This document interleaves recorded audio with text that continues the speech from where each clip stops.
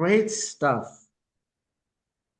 Everybody, welcome back, and a special welcome to Dada. Thank you so much for joining us to be part of the Jomba dialogue. And then I'm particularly excited because as we've been talking over the past week, we've been talking about the fact that, for me anyway, we're going to unravel the mystery of Dada Masilo in terms of your approach to dance making, your approach to choreography, and all of that. And I also want to thank Kimang, Dr. Mbongeni, just for setting the tone, because some of the things that we're just going to have a dialogue is going to be higgledy-piggledy in terms of being there and there. But then in all of that, for me, it would be just really, really unpacking some of the things that we will be discussing for the next 3 days in terms of the drum. Yeah. And then just in terms of Dada, just as an introduction, originally from Soweto, there you began your formal training at the dance factory at age 11, and you're still dancing beautifully. And you went to the National School of the Arts, and then after graduating at 17, you went on to be a trainee at Jazz Art in Cape Town. And then immediately after, you went to the Performing Arts Research and Training Studios in Brussels, where you remained there for 2 years. What I found impressive about that was that you were one of only 30 people accepted to be part of that. And then there were 800 people. So they must have seen something. I don't know what they saw, but they must have seen something for you to be chosen among so many individuals. And I would love to believe that it was a passion, because at the age of 14, after I saw the company Roses, and the artistic director of the company, who runs the school, is that I had never seen people move like that before. And as we know, Moya Michael, Chanel Wenlock, Gregory Makoma went to that school. And when they came back and they shared what they had learned with us when we were in the training program, that was just fascinating for me. And I really wanted that because I wanted to learn about a different way of moving. And yeah, it was incredibly difficult being away from home at the age of 19, but also just learning so many different ways of moving. I never knew that there were so many ways that a tandu or plie can be taught.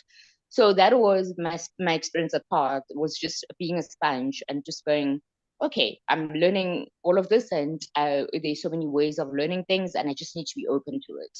So that is what I try to take from that. Okay, but then what is interesting is, like, the type of technique that you learned there. I'm like, it was contemporary dance. So, and then I don't necessarily think like offerings of African dance in any configuration there. So how did you then maintain that whilst you were there in Europe? Because you were there for about 2 years, isn't it?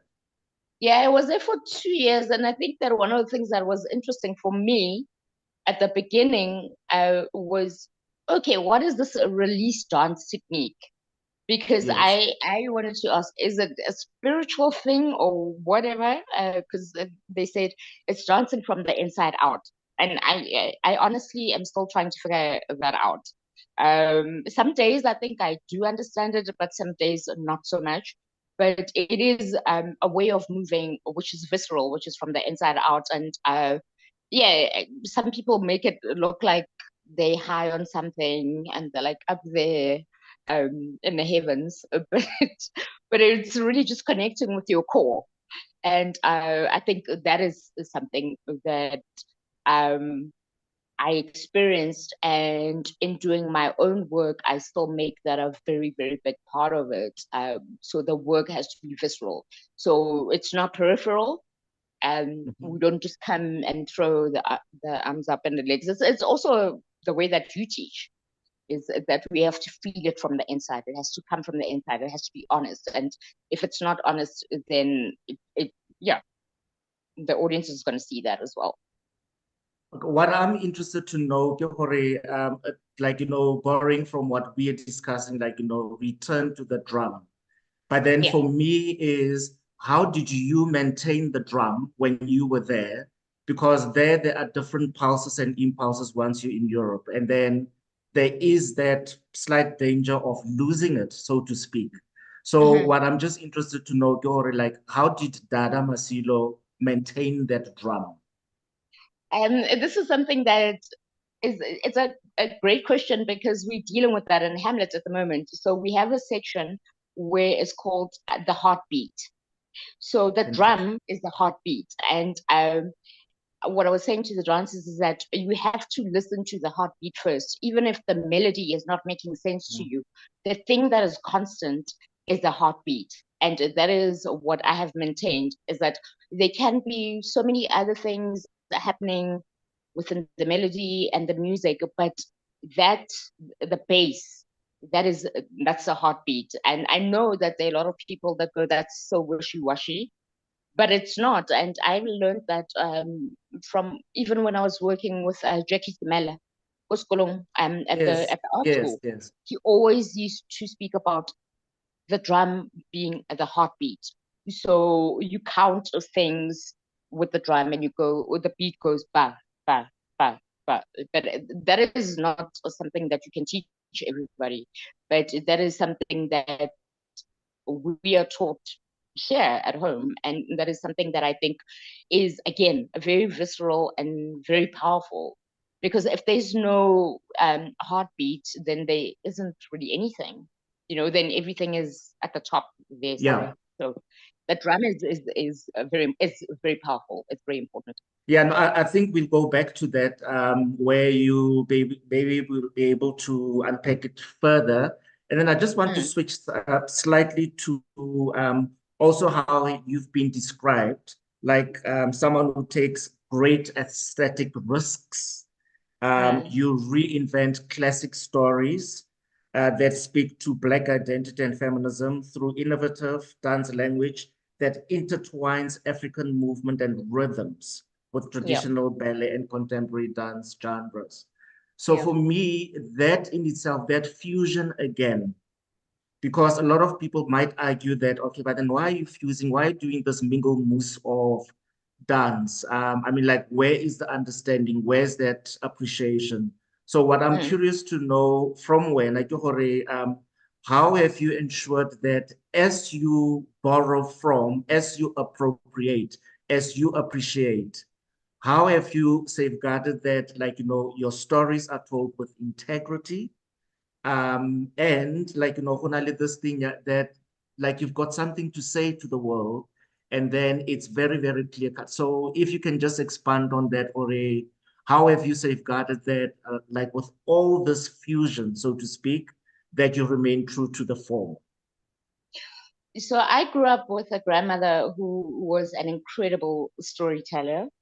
And I would come home from school and she would sit me down and she would seriously go, okay, so JR, JR is from Dallas. And then she would explain the story like it was so real and it was like the most amazing thing that happened in her day. And that is when I became interested in storytelling because I learned from her that you've got to hold your audience. You've got to hold them down, even if the thing is not real. And with the classic, why I started doing that is because Shakespeare was really difficult for me at school and in high school. So I went from a township school, Soweto, and everything we did was in Tswana, except for English. And then when I went to the art school, everything was done in English. I had not done Afrikaans, so that was really rough. And then in matric, we did Romeo and Juliet, and then we did Macbeth, and I hated the whole experience. But then I said to myself, okay, in order for you to understand this and stop hating it, you need to understand. And it was not just me not understanding it. There were a lot of us that did not know what was going on there. And we started doing this thing, it's like a sketch where, Yes, yes, I remember where we those. yeah, scene by scene, and then it's like this one did this, and then this one went to that one, and then this one said this. So I think that the only way of dealing with narrative is really just simplify the thing. So there may be a lot of words around the text, but it is about sifting out all that stuff and going, okay, this is actually what is being said. This is the summary of the thing. And I think in doing that, then you allow more people to come into the story and go, oh, okay, I'm not going to shy away from Shakespeare because I don't understand the language. But if I understand the story, then it's a different story. It's a different matter altogether. I mean, I remember when I was at parts and there was a guy from Portugal, and we were doing Romeo and Juliet, and he said, "I would have wear thy bird," and nobody understood what he was saying. And it's like, I were thy bird. But, so because he did not have the language, he did not even understand that. And another thing that he used to say is that I don't understand the English language because it goes, I don't know.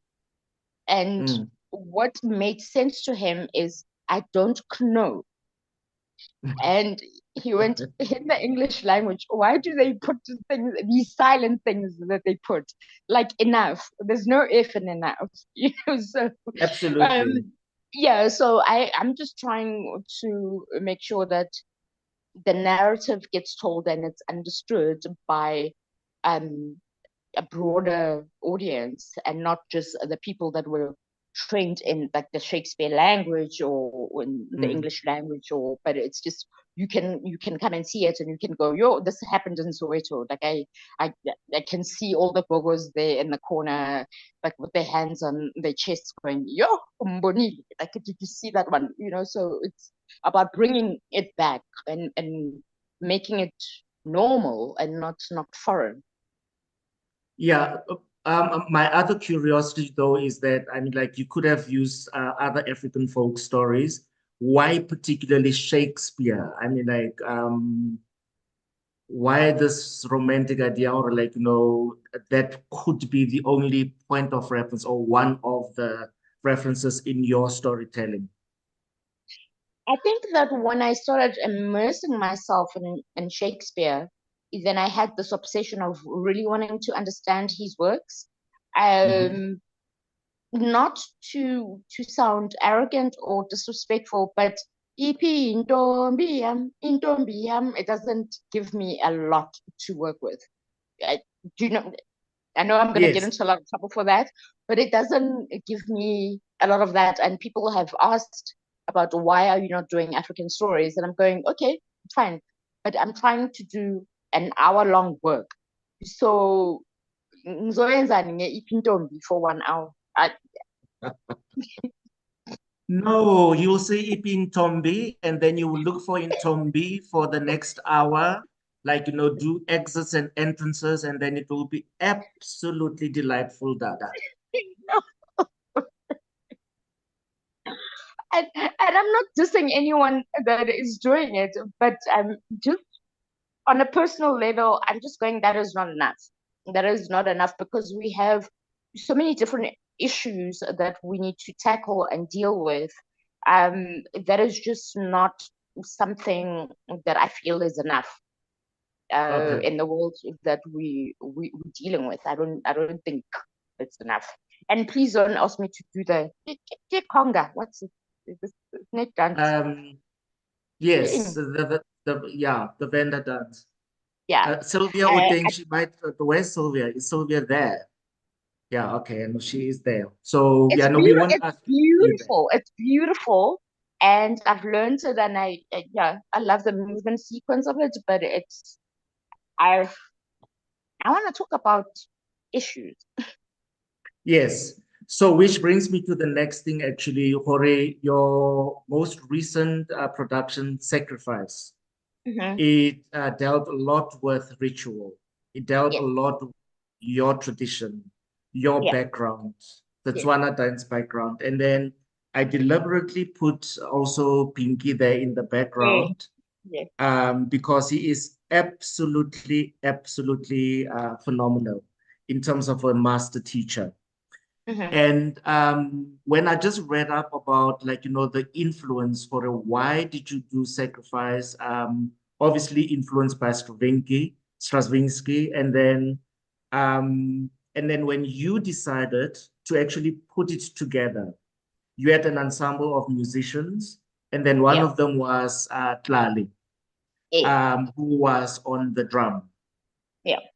And again, those choices, what made you make those type of choices? Because again, it's a story that is foreign, but then you wanted somehow to bring it home. Can you just expand on that, for how your Tswana tradition, your background, actually enhanced that whole experience?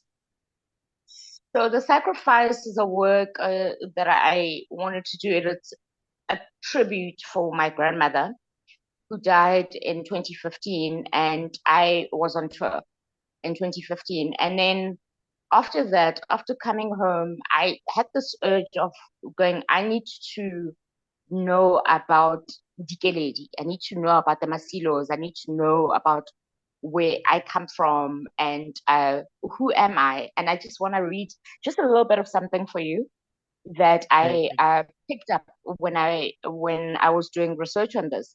So my aunt from my father's side is the one that sent me this, and I said to her, "Who am I?" And she said to me, "Imasilo, ke Mokoena wa Mokgopa, ke Mokoena wa Phuthabatho."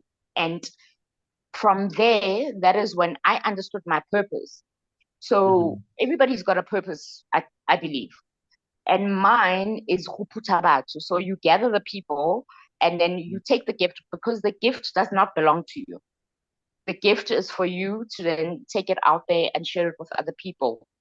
But I just I just really had the urge of wanting to know who am I, because I have been brought up in so many different cultures and traditions. Mhm. I was brought up in Soweto, in uh, the Zulu sort of area. And then so there's the Zulu area. My mother's Xhosa, my father's Tswana. So there was always that identity crisis, if you will. Mhm. And I think with the sacrifice, apart from just learning Tswana dance, because it's something that I had not learned before, and I mean, that is the dance of my heritage. It was just about needing clarity about who am I and how am I going, and working with Binky and connecting with the koi and all of that, and also we joke about this, you and I, the being colored thing. Mm. Identity um, crisis. right. The being colored thing, and just understanding that and going, okay, so if I'm wanting to understand my history, it stems from so many different things and so many different places. And so I'm not just an entity by myself. There's so many things. Grandmother being white, this one being this, it's Xhosa, it's Afrikaans, it's this and that. And with the sacrifice, that's what I wanted to do. And obviously, again, with Tlale on the drums, it's back to the heartbeat. That is always going to be a big rooting of my work.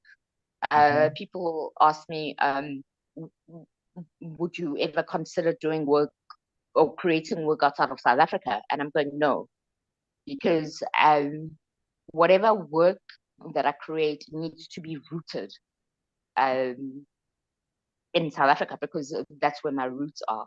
I can't now go to France or to Belgium and go, okay, I'm going to do this work and expect it to be a visceral work that is grounded in my roots. It has to start from home.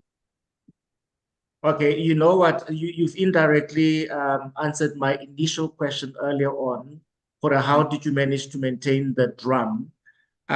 Because in all of this, the identity crisis, where, like, mixed, ole colored, Ba tlhaloganya.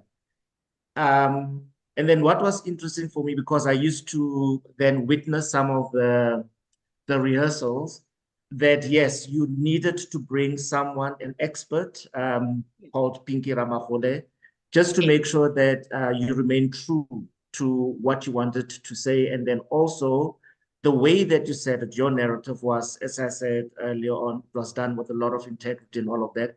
So for me, what was quite, what was a gift to me was that as I was witnessing the way that the story was unfolding, that throughout that process, it was so important that not only you, because within the cast now, it's not only Tswana dancers, it's like, people from various backgrounds. Yeah. And there is this beautiful moment, and we keep on talking about it, where it lends itself. Now, this is the part where it's ritual, where this section is paying homage to the ancestors. And then initially when the dancers did that, when I witnessed it the first time, it was, oh, no, no, we're just going through the motion and all of that. But then as they were going through the motion, and then now here I am doing it myself, it wasn't just you saying it. It was them understanding, where is this pulse coming from? Yeah. So, and then they were like in reverence to Mother Yeah. Earth. They were in Right. reverence to each other and Yeah. also to the universe. And then for me, that is a very, very powerful moment where ritual now is infused as part of the storytelling. Can you just share more with us? Like, how have you maintained that for it's not something that is put up because people can act it that, oh, I'm Yeah. now in a particular state, or I'm going to do these steps, and then this is part of my ritual. So if you can just maybe talk us Yeah. through what is your approach, or what has been your approach? So the calling of the surnames started off because I really wanted that big thing of acknowledging our ancestors. And in the beginning, it was just like, okay, Masilo, Zasekaya, Mkokeli, or whatever. So it was just that in the beginning. But as the cost it changed, I I would go, and this is probably one of the hardest things that we've done as a cast, is that when somebody leaves, we need to remove that surname there because you can't be calling people's ancestors when they're not there, you know. So it became about respect. It became about the people that are there. And at some point there were about 15. And so, that section just kept getting longer and longer and longer. But I think when I finally understood what that was about, it was about acknowledging our ancestors and going, okay, we're about to go and do this thing, and we acknowledge that I'm here as a Masilo, or maybe let's say as an April, I am here, and please can you go with us? And that's one of the rituals that was created for the work, is that we're acknowledging our ancestors and we're giving thanks, and also acknowledging the audiences and going, okay, we allow you, or our ancestors allow you to come and be in the space with us.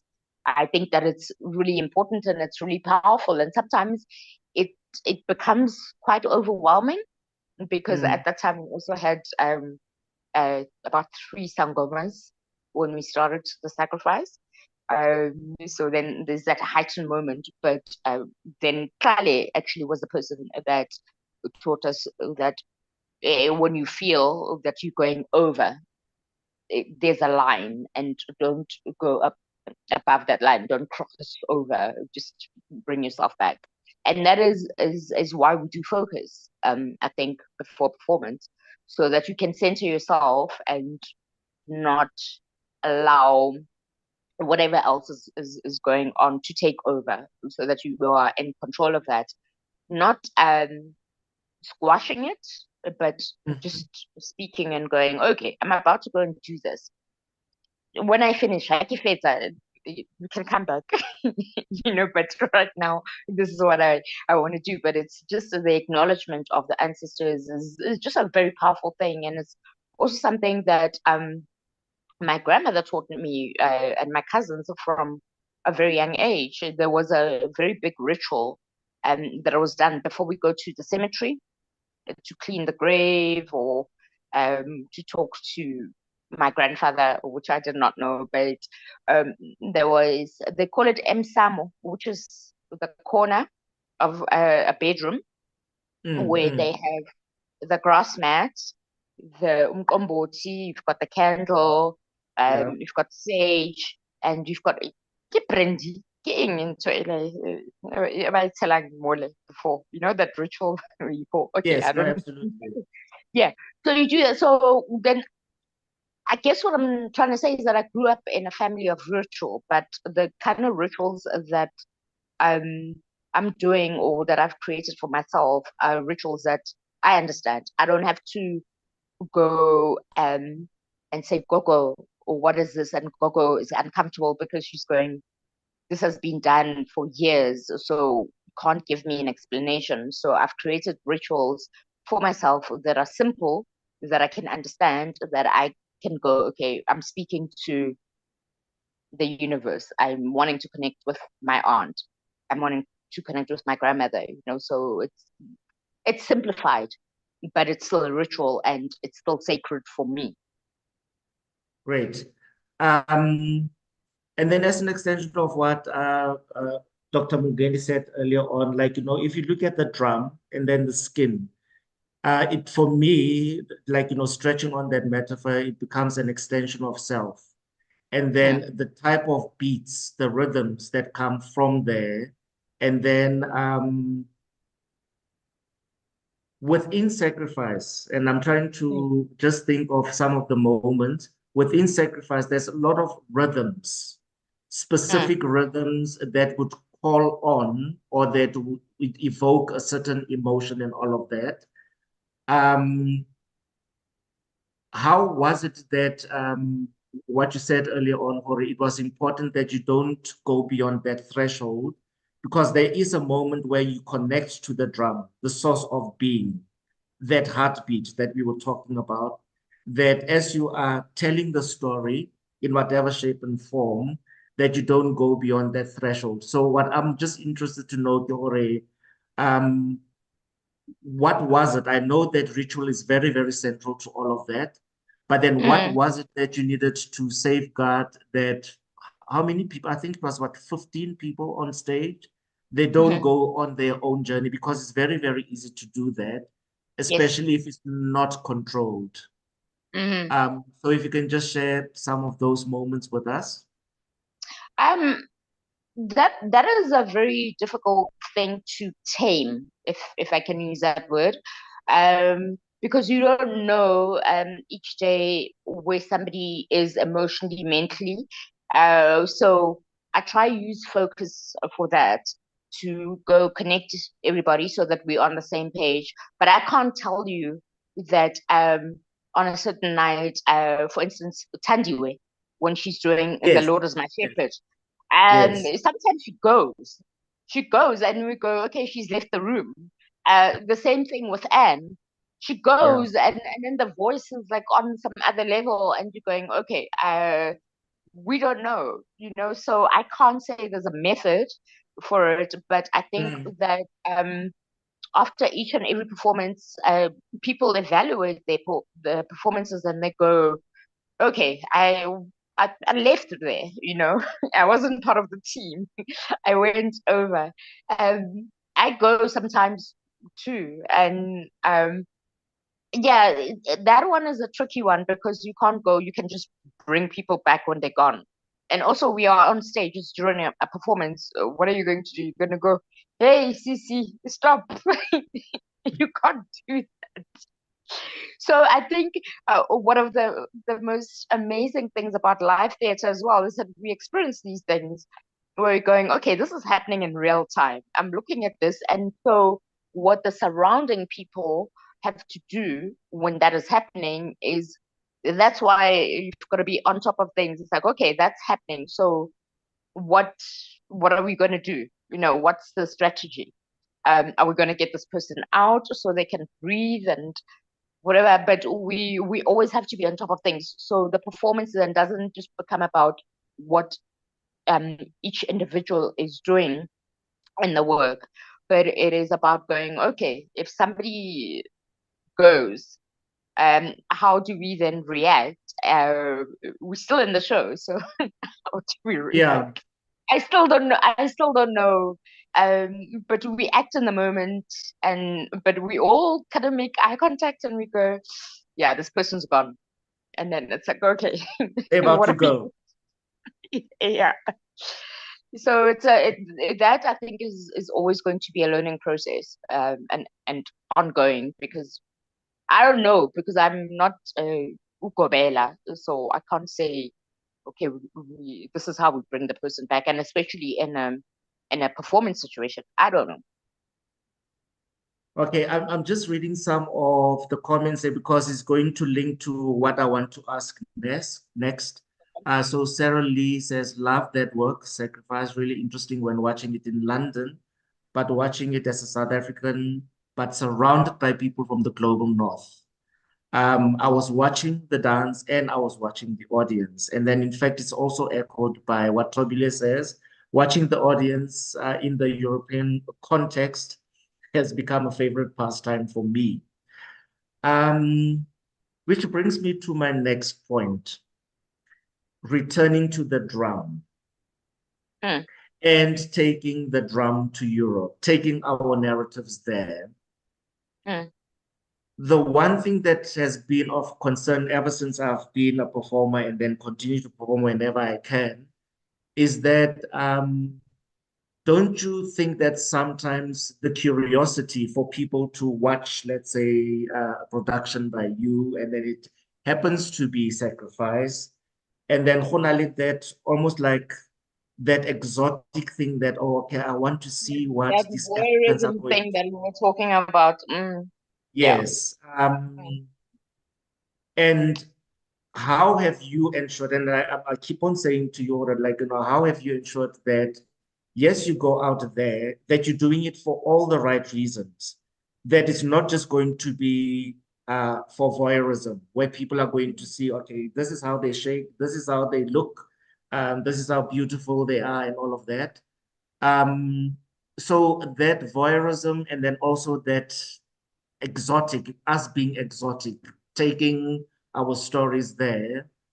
Um, what are your thoughts with regards to that? Because I mean, like, it's not only Dada taking work, our Right. stories to, yeah, but then Yeah. it's everyone. I mean, William Kentridge, Gregory Yeah. Makoma, Vincent does that. Mm. A whole lot of people tend to do, like, we share our stories with the world. So where now, what has been your approach in making sure, like, we're not looking at this young Black woman and then saying that, oh, wow, this is what they do. I think that where people miss the mark on that one is that I mean, I can't speak for everybody else, but I don't look at my work as being voyeuristic. I am going, okay, I am a South African dancer who is tackling the classics. I'm not trying to be um, clever or anything. I'm wanting to tell a narrative in a way that I can understand it and make other people understand it. So if you are looking at me as voyeuristic and that's on you, but that is not on Mm, me. And I think it also brings me to the point of nudity.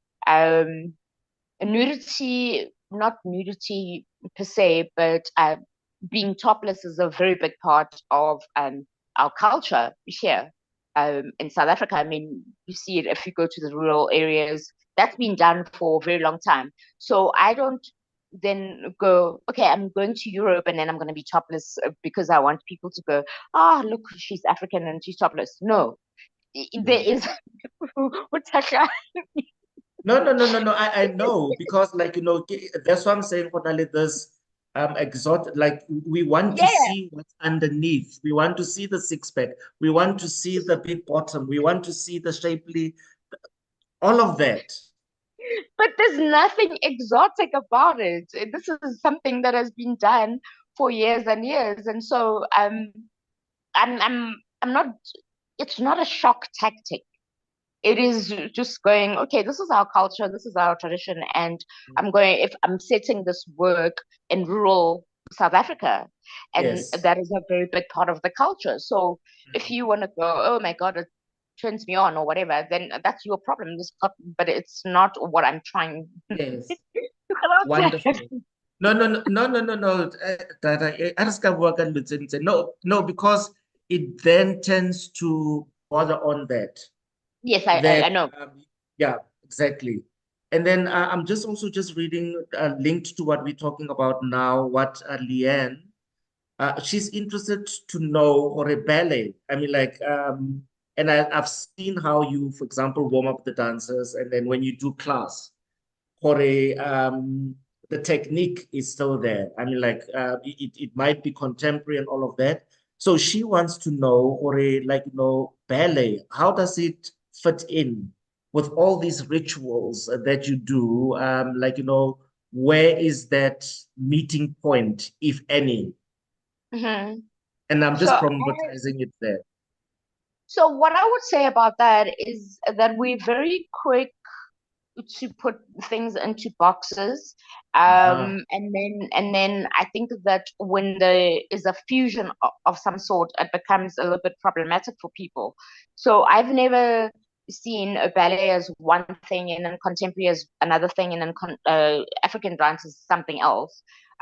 When I try to structure my classes or even my choreography, it is Mm. about information that I have. So I go to my toolbox and I go, this is what I learned from this one and that one and that one. And that is how I put the work together. But I don't single out things or go, okay, if ballet fits in like this or whatever. So for example, we were trying out something the other day, and then I said, "Oh, it'd be nice if you did a cambre somewhere there." So the dancers going, "What is a cambre?" And it's like, "Oh no, in ballet you do a cambre." And it's like, "Oh, Mhm. that thing, yeah, okay, fine."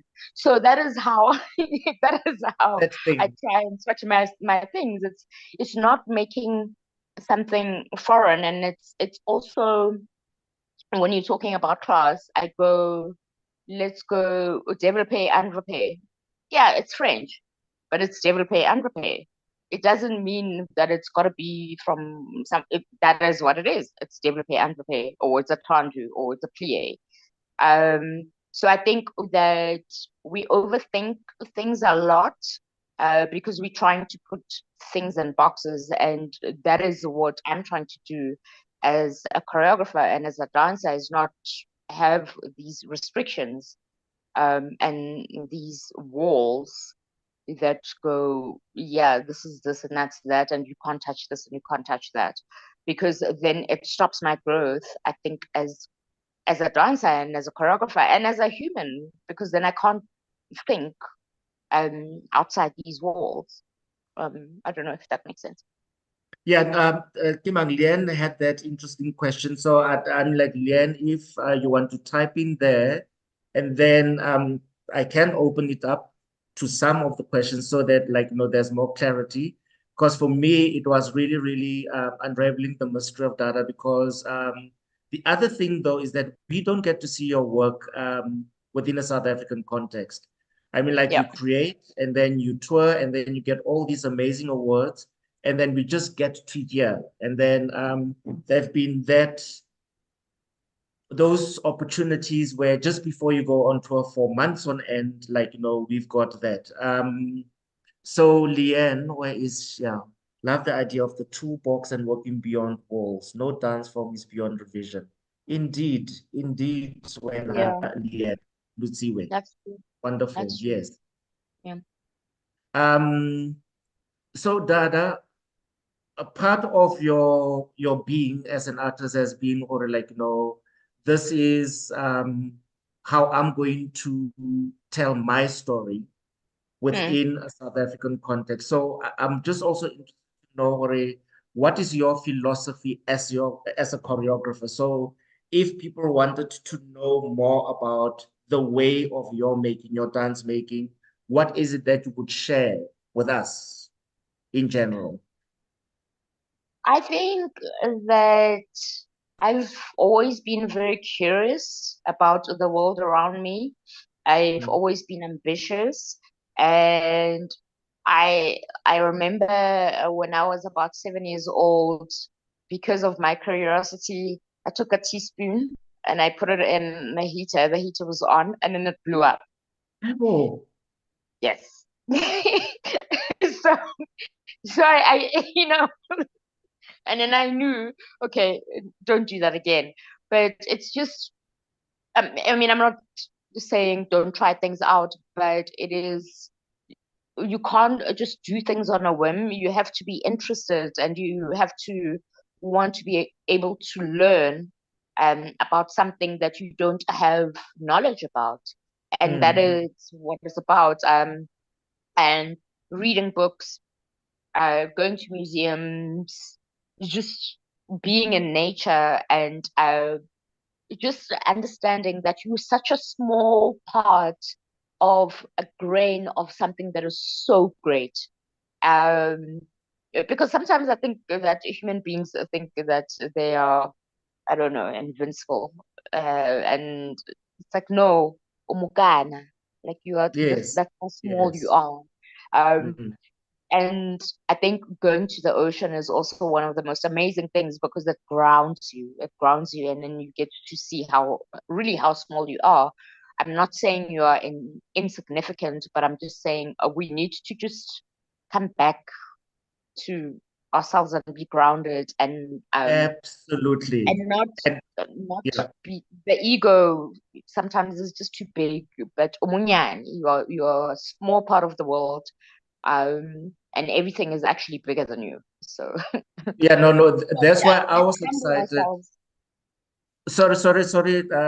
Sorry, Dada, for interrupting you. Yeah, No, you were we saying, and then you kokobetse. play Hanoi. We kokobetse. We always say this. Yes, Ikokobetse.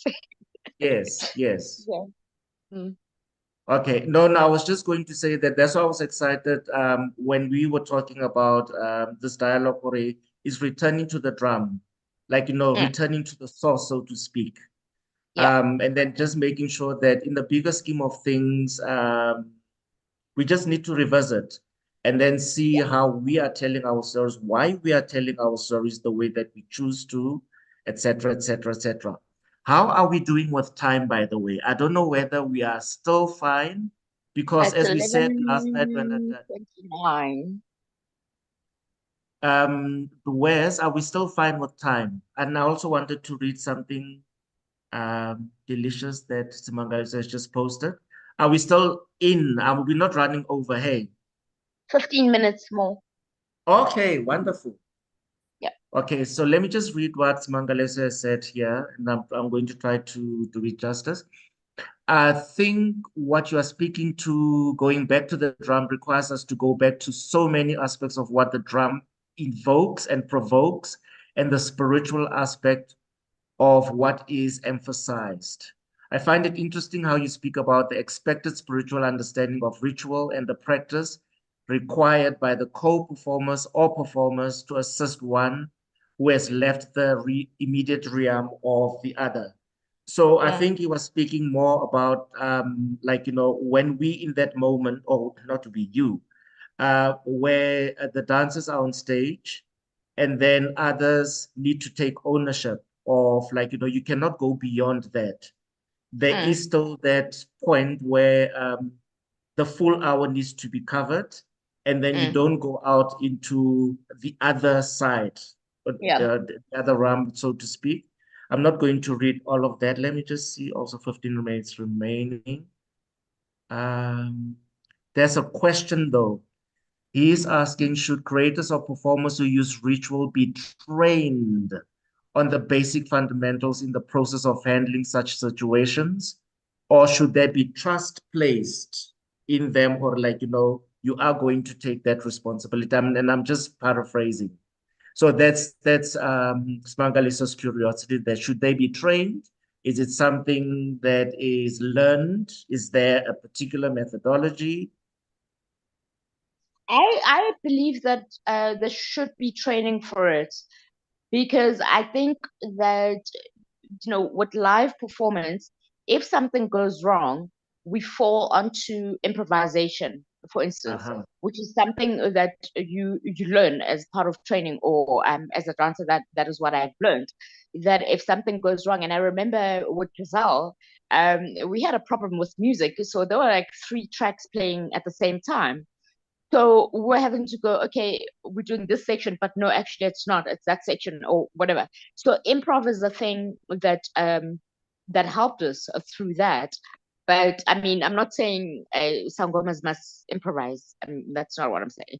But Mm. I do believe that there should be some kind of training as to how um you can pull yourself back. And I think that people like the Anne Masinas and the Tlali McKennas are people that can speak to that. I'm not a Sangoma, so I wouldn't know, but I think that training would be essential, especially if it's for performance purposes, to know how to protect not just yourself, but the other people in the space with you, and the audience, because I think that um sometimes maybe when you go over, it can come across as it being a seizure. Yes, And yes. so you Yeah, don't yeah. you don't want to, this also happens in church, where people just are, yeah, having a seizure, and then people freak out. So it needs to be a training for everyone to go, yeah, okay, I'm going. And then people need to know I need to leave the space, or I need to have training as to how to bring myself back. But I'm not an expert when it comes to this, because yeah, as I said, I'm not a sangoma, but I do. To answer Mangalisa's question is, I believe that there should be training for it. A boat. Oh, There should be training yeah. for it, but then you should also have the tools to know, okay, I'm going off, I think. Mm. Mm. No, but then what's if I can? I don't think training as such. So for me, Okay. it would be like, creating that awareness Yeah. that you're going to enter into a particular space. You are telling a particular story.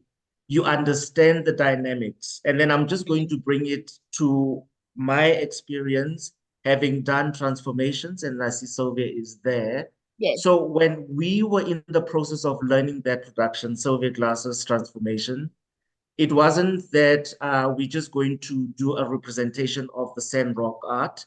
We're going to be in these poses, and then there's going to be a moment where people go into trance. And then, so it wasn't that initially like in little pockets. So it was Hmm. a journey. And then Mm. part of that experience, before we even learned the steps, for lack of a better word, it was talking about it for like, what is it that we are saying? Why are we doing it in the first place? We are saying something sacred. We're sharing something really, really sacred about certain people within a South African context. So a part of that, part of being in that production for me was not necessarily somebody coming to train us or, okay, you're going to be in this state and whatnot, but then talking a lot, experiencing a lot, embodying that a lot, and then also understanding some of the key concepts that you want to portray, because you just don't go on stage and then say that this is what you're going to do for the sake of it. Mm. So I think it's an extension of what Mangaliso was saying. Um, Research is very, very important. Understanding of the journey that you're about to embark on is equally important. So that when there is that moment where you lose it, where there are all those shakes and whatnot, that you're able to go back, because it's not Mm. often easy. It's not a switch. That is definitely not a switch. Yeah, it's So it's a definitely not a. process. But I think it's also got to do with what we were talking about last night, is that these things are also so sacred.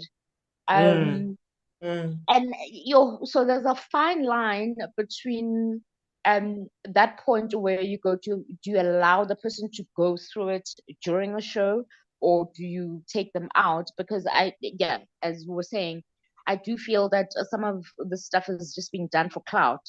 So you go and you slaughter a chicken on stage, or you do all for me, the burning of sage on stage, and it's, yeah, but that's just me.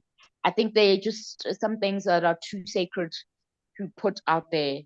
And I remember when I was explaining to you about the fly whisk in Giselle, is that Oh, I needed yes, to, yes. yeah, I needed to go and talk to my elders and go, okay, so I want to use this on stage. And they're going, what are you using it for? And do you understand what it is used for, in a traditional sense? So and as you're saying, research is so important. But if you don't, then you just end up like commercializing things that are so sacred and so beautiful, and I think that's wrong. Yeah, no, absolutely. Yeah. Yeah, no, yes. Babonore matlakaya kae. I'm going to acknowledging the sacred. I wonder how this is when the sacred is misunderstood by the audience. How do we ensure that that is not just commercial or shock tactic? And it happened many, many years ago when I witnessed, it was a group of sangomas on stage. That whole show had to be stopped. Georgina just switched off the lights, and then that was the end of it. So what Toby's asking there, how do we ensure that it's not just commercial or for shocking purposes?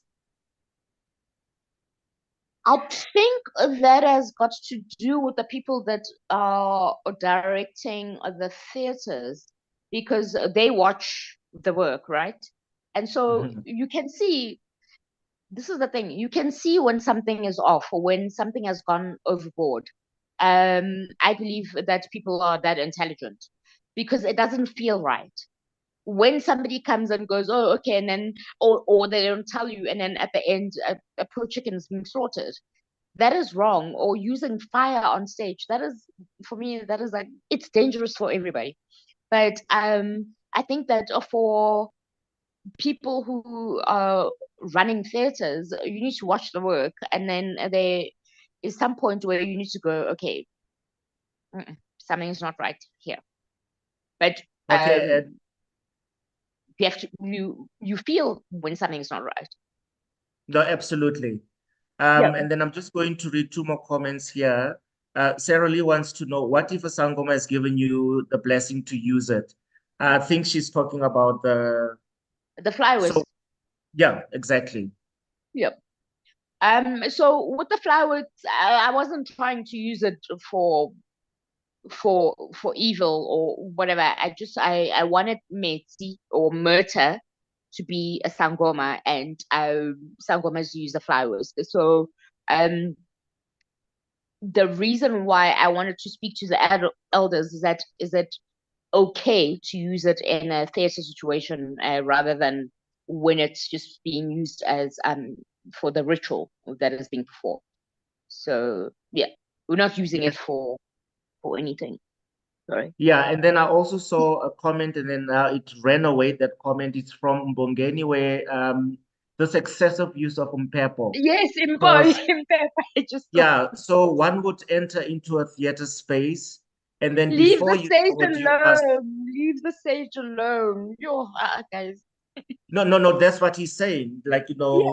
because some people use it for the sake of, and then before you know it, you are sky high as an audience member, and then you don't even know what is happening out there. I'm going to open it up to everyone. We've got about 5 minutes left. Okay. I've asked what I needed to ask, I believe. And then I don't know whether there are any additional comments that people want to add on or ask. The stage is yours.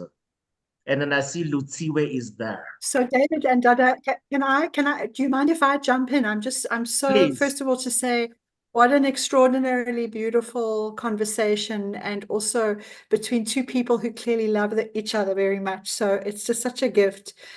But I was also thinking, Dada, you raised such interesting questions around, and I think about Vincent. He was a great teacher to me about, also as a white South African, not knowing about ancestral religions and philosophies. And so watching him and working with him was a way of him teaching me. But I was interested also that there's a sense of, you're not doing a ritual on stage, you're doing a performance that represents in some ways rituals. And so Right. it's also about the kind of, thinking back to Mongeni's provocation about the idea of what constitutes performance and what actually constitutes a ritual. Right. And I was so interested to hear your real understanding and your real sense in your own work of knowing that you're telling stories that Right. resonate and reflect and provoke, but you're not making a ritual on stage, No. you are drawing on traditions and Yes. cultures. And in a very profound way, it's sort of my question around ballet, which always fascinates me, because I'm also, an old ballet gal, and the delight in seeing for one, using David's word, the fusion and the kind of toolbox, as you call it, but Yep. also that idea of drawing on many traditions to understand a kind of theatricality, to tell stories that are very particularly yours, and if I may be bold to say ours, in a way. And just wanted to thank you for that, and that, that provocation around understanding, is theatre, because I think about Vincent, who accesses that ancestral presence, and he makes rituals on stage, but he's not doing his mother and grandmother's Sangoma rituals on stage. He's making performance. So, and Yes. I kind of, and there's a kind of thing there. Yeah, I think what that is about for me is the notion of knowing what the rules are before you can break them. So you have to know how far to go, and then you have to stop yourself when you get to a point of going, okay, now I've gone overboard. And that is what I respect about people like the Vincents, because yes, we can see clearly the performance is based around the ritual, but he's not disrespecting anyone doing it. And I think that is what I'm trying to say. You can do it, but don't go overboard. Don't go overboard. It's not okay. Yeah. And also theatre is in its own way a ritual. I mean, we do a warm-up. There's a ritual already in performance, which is quite, So thank you.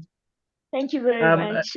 Dada, there's a question from Spangali. So he wants to know how the composition of your music, because I mean, like, a lot of it has been, for lack of a better word, Western based.